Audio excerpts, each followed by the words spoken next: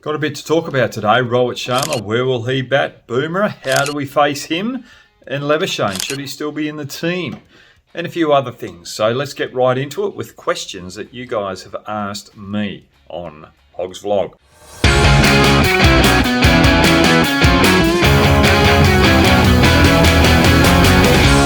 Right, the first one. With Rohit Sharma returning to the squad, do you think it will affect India's rhythm and their approach? And do you see this as an advantage for Australia in terms of their game plan? No, I don't think it's going to affect their rhythm. I think they would have planned that Rohit's going to come back in for the test or the second test match. And players do go away for personal reasons, and it's good to go away for those personal reasons when it is family reasons, because family always comes first. So for me, I think the players will be looking forward to their leader coming back in the lineup.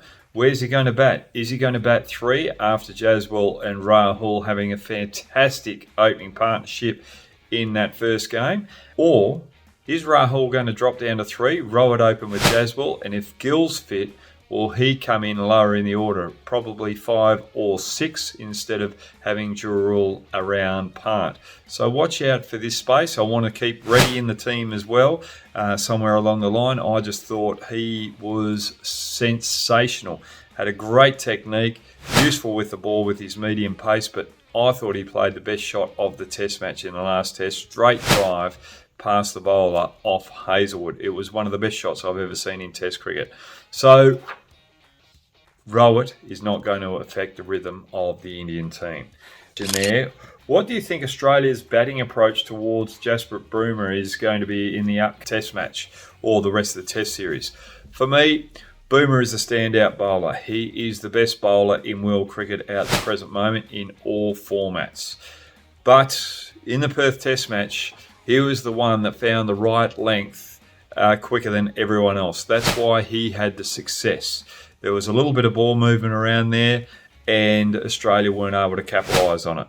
Is he going to get that same ball movement as the Test series progresses on other venues? That will be the question. If he doesn't, then it's a little bit easier for Australia. But Australia have got to try and bat for long periods of time. They've got to try and wear him down, especially in Adelaide, because the more overs he bowls, the less effective he's going to be. If we saw in that first Test match, he bowled more overs than any other Indian bowler. He was the go-to man when things needed to happen. And if that's the case moving forward, Australia have got to look at that and make sure they bat for long periods and try and survive against Bumrah. When the opportunity is there, yes, put pressure on him, but don't over-attack him. Attack the other bowlers and make Rohit Sharma bowl Bumrah more than he wants to try and wear him down, as I said. When it comes to the Australian team, there's a lot of talk about Labuschagne and his form. Should he play in the next Test match? Look, Labuschagne, for me, is a quality player. He knows what to do. He knows how to do it. It's just the mental aspect of his game at the moment. He is lacking confidence. So for me, he's got to go back to basics when he goes into the nets. What is his technique like when he's batting at his best? If he can keep that technique, if he gets back to that technique that we know he can play, where he gets behind the ball, plays nice and straight, doesn't square up, then all of a sudden he's halfway there to reinvigorate his career. Once he gets that technique right, it's all between the ears. So for me right now, it's all about Labuschagne's mindset. It's got nothing to do with his skill set, and we all go through those highs and lows in confidence, and Labuschagne is going through a huge low now. It's not about the technical coach that he needs work with, it's more about a mental coach just to help him get that right frame of mind going. And a lot of people are saying, should Australia change their test team for the next Test match, the second Test match? No, they went in with their best team for the first Test match, the lineup that they thought was going to be successful against India. They were on a tough pitch on the first innings. India bowled better than Australia in that first innings. Slightly, they bowled fuller and they got the rewards. That was the only difference. Moving forward, Australia still have the squad to be able to trouble India. Don't change it. The only reason that you should change a team from the first Test match to the second Test match, if conditions have changed dramatically, that you need a specialist batsman or bowler in for those conditions, or there's an injury scare in the team where you need to make that change. You don't change a team because you had a bad day or a bad game in that first test match. Okay, we're going to move through to some IPL questions here. There's one here regarding the 13-year-old Suryavanshi. So the questions here, one directed at me, being the oldest player, what was the thought process when competing at such a high level at my age? Look, age doesn't come into it, really, because at the end of the day, you're still playing at that level, and when you're at that level, you're competitive. And for the youngster, the young 13-year-old coming in, is he going to get an opportunity for Rajasthan Royals in the first year or two? Well, that's yet to be seen, but this is a good move from Rajasthan Royals, because I've seen some highlights of this young kid. He is dynamite. He is going to be something special moving forward, but he's got to keep his head on his shoulders. So for me, Rajasthan have picked him for the future and try to keep him in that setup for the long term. And I think it's a perfect move for Rajasthan. If he has quality, he should be able to play in the IPL, and his mindset should not change. He should be able to go out there as a youngster and just have fun. I wouldn't be surprised if he does play a game or two next year in the IPL. So just let him have fun. Don't put the pressure on him that he's got to have all these game plans. No, just let him react to the ball and let him play the game that he knows. And when Glenn Maxwell's at his best, he's just letting it flow. When he's at his worst, he's overthinking it. It's as simple as that. Another IPL question here. Does the team need to focus more on strategically quoting prices, especially when it comes to the right to match, or do they prefer to avoid this approach to prevent any potential risks or backfire?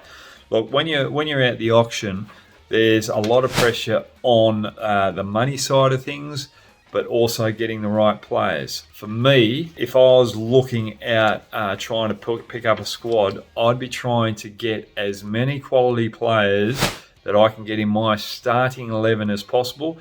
And if I have to pay huge amounts of money for those particular players, that's fine, as long as my starting 11 is quality. And when I'm looking at people to fill in that are going to be in the extended squad, I'm looking at potential where I can get for a cheap price to be able to fill in if I've got an injury or there's slight mishaps with form. So the strategy for me in an IPL auction is to go hard at my starting 11 and then to go future potential out the back end. So yeah, you've got to look at the money side of it, but you've got to spend big with as many quality players in your starting 11 as possible. And I think that's what most successful teams do, and that's what the Mumbai Indians do. That's why they've been successful. Chennai Super Kings, they do it slightly different, but they've got a different wicket down there at Chennai where they've got home ground advantage. So they're looking at players that on their wicket, but can also do a reasonable job when they're away, and it's a little bit more luck when they're away, playing away, if they get the right result in their favour. But at home, they should win every game with the squads that they choose. That's a good question. It makes you think that. The next question is, since you've been part of cricket's evolution, what is your perspective on Bazball approach and the emphasis on intent in Test cricket? Do you think it enhances the format or takes away from traditional essence of Test cricket? Look, Bazball, you want to play aggressive cricket. You want to be able to get runs on the board as quickly as possible so that you give your team a chance of getting 20 wickets. And if you look at all the successful Test teams that have long had success over a 4 to 10 year period, they have played a similar brand of cricket. For me, I want to go back to what Gautam Gambhir said a couple of months ago.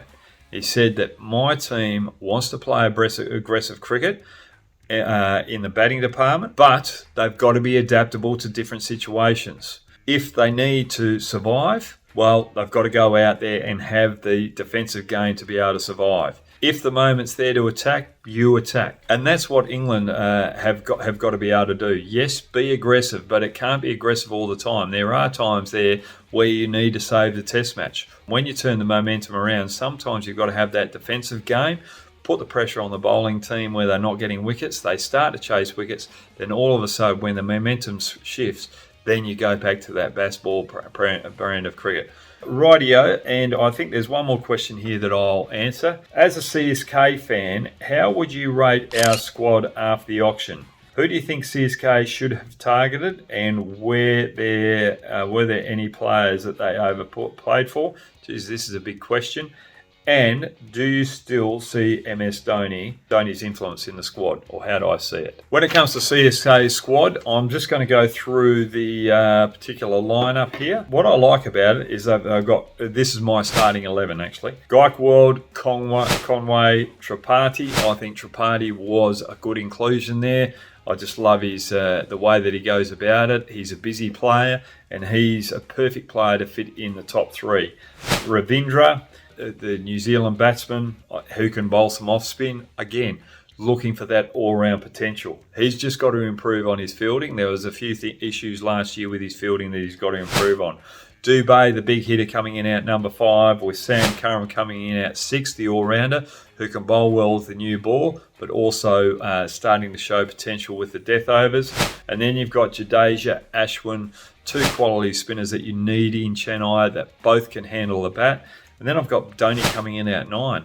That's a long list in your batting lineup where you've got some aggression there, but also some conservative batting when need be. It's a perfect balance with all-round ability and your batting lineup. And what I like about it is too that they've got Kahil Ahmed coming in, the left-hander from Delhi Capitals last year. I think he's very good with the new ball. You need that left arm option, and he can pick up wickets in the power play. He and Curran will be utilised with the new ball, and that will allow the Gaikwad to be able to use spin with Patiana through the middle overs, but also save Patiana for a couple of overs out to death. And I think he's got options with Kahil Ahmed and Curran to bowl death overs out the back end. So for me, that is a perfect starting 11 on conditions in Chennai. When it comes to their extended squad, they've got Mukesh Chowdhury, left arm medium pacer that can fill in for an extra seamer when they go around to other conditions if need be. And they've got Gurpreet Singh there as well. He's not such a bad bowler, but I think under the tuition of Fleming, they might be able to do a roll, and I think they will create a bit of success for CSK when they go away from the Chennai conditions. When it comes to the extra batting, they've got Huda as well as Vijay Shankar as well, that adds extra depth. So I'm looking at that Chennai squad. They have chosen economically and perfectly, and they've kept the main squad together as well. So well done to Chennai in that.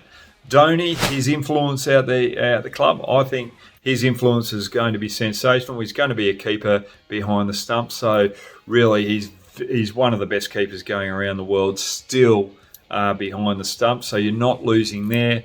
And at the end of the day, he's the type of batsman that's going to come in at final couple of overs and hit big sixes.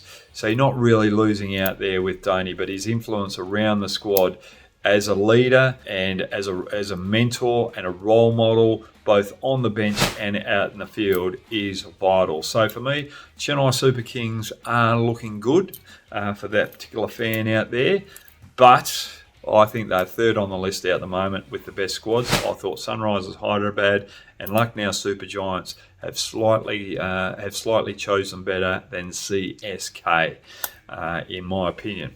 Now, that's the long vlog for today. Hopefully, you've got your opinions downstairs. What are your thoughts about the test team for India moving forward? Sharma replace? Should Rahul come in at 3 and Gill go down the order? Or should Rohit come in open and Gill go 3 and Rahul bat down the order, or Rahul out? Able to come in and do the job when need be has special benefit for the longevity of this Indian team. Thanks very much for joining me. Have a good day.